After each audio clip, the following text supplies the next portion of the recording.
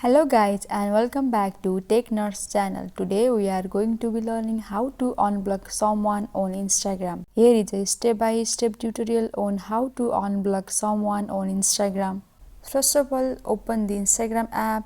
After that, tap on your profile icon at the bottom right corner of the screen. This will take you to your profile page. On your profile page, tap on the three horizontal lines in the top right corner. This will open the menu and tap on setting and privacy.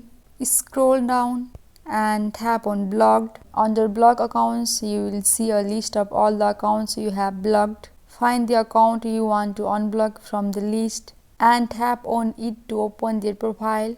On the user's profile, you will see an option that says unblock. Tap on it. A confirmation pop-up will appear asking if you are sure you want to unblock this user. Tap unblock to confirm.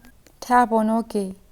That's it guys. I hope this video was helpful for you. Please like and subscribe the channel and also don't forget to press the bell icon. Thank you.